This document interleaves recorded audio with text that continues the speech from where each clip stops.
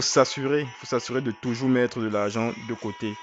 Donc, avoir vraiment un système d'épargne automatique.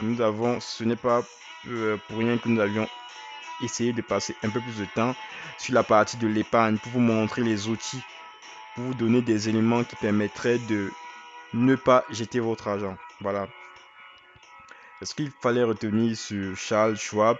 On parle, on passe par la suite par notre adoré dans le monde du luxe, qui est Bernard Arnault pour ne pas le citer, qui est un homme d'affaires qui est né en 49 à Roubaix. Il est appelé dans la presse française ce milliardaire qui revenait du Nord. Voilà. C'est un entrepreneur également à succès. Il est marié. Il est marié. Il a deux enfants. Il a cinq enfants. Il fait plus de marier deux fois. C'est quelqu'un qui a beaucoup travaillé. Il est PDG de, de Louis Vuitton depuis 1989, donc ça fait une trentaine d'années aujourd'hui. Il est donc le créateur de goûts de luxe. Dispose aujourd'hui il gère un empire aujourd'hui qui contient plus de 70 marques, parmi lesquelles on retrouve Christian Dior, Berluti, Louis Vuitton, Sephora. Il gère un peu plus de 175 000 personnes dans le monde, 40 000 en France. Il est le premier contributeur à l'impôt sur les sociétés en France, malgré le fait qu'il génère 90% de son chiffre d'affaires hors de la France. Il a investi récemment, il a acheté récemment, pour être précis, Tiffany Co. Euh, pour la somme de 15,8 milliards. Sa fortune est donc estimée à un peu plus de 195,8 milliards de dollars. Quand on sait qu'il y a seulement 15 années avant, moins de 15 ans avant, il détenait une fortune de 22 milliards. Vous voyez qu'il a multiplié sa fortune par, il a multiplié sa fortune par 9, par presque 9 en l'espace de même pas 15 ans. Ça montre effectivement la puissance, ça montre effectivement l'excellence, ça montre effectivement la vision que peut avoir un individu. Je rappelle au passage il était parmi les premières personnes à investir dans Netflix. Il, il détenait 20% au début. En 2000, je crois que c'était en 2001, il détenait jusqu'à 20% de participation de Netflix via sa holding Agache SE, autrefois appelé Groupe Arnaud. Il détient plusieurs entreprises. Il a mis en place, ce qu'il faut retenir de lui, c'est que il déploie vraiment la stratégie du stock picking. Le stock picking, alors, c'est quoi en réalité? C'est une stratégie de prise de participation dans les entreprises cotées et sous-valorisées, et dont on sait pertinemment que le potentiel de développement est important. C'est ce qu'il fait. Donc, des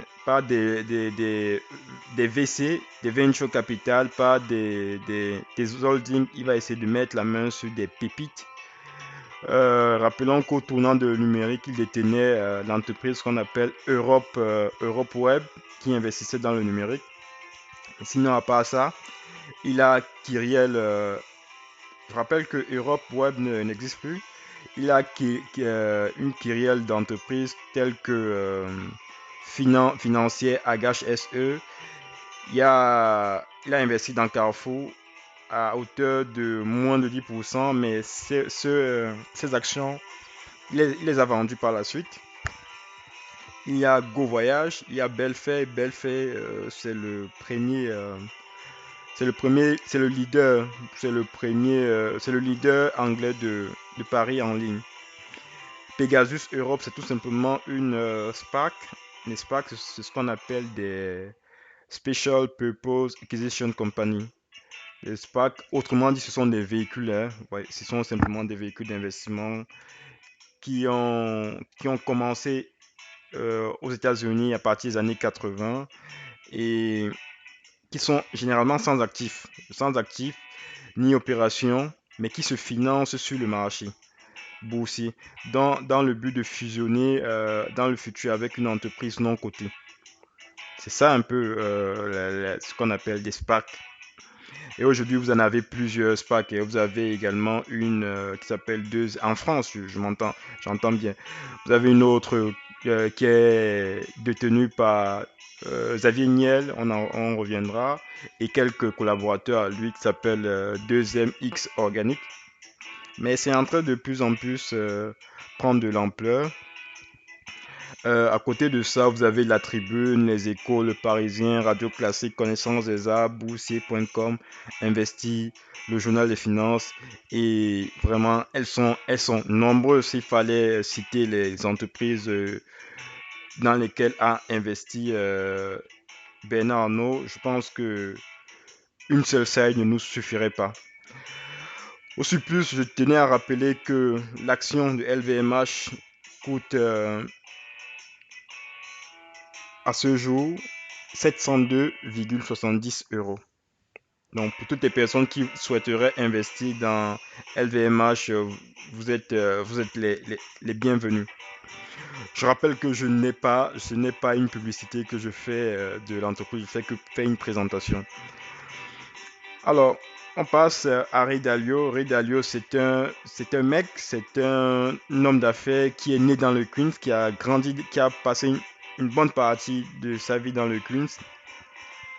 Pour les personnes qui sont des amateurs du rap, il faut savoir qu'il a été de la musique hip-hop ou tout ce qui s'y rattache. Il a été le coach de Puff Daddy. C'est un investisseur qui est donc le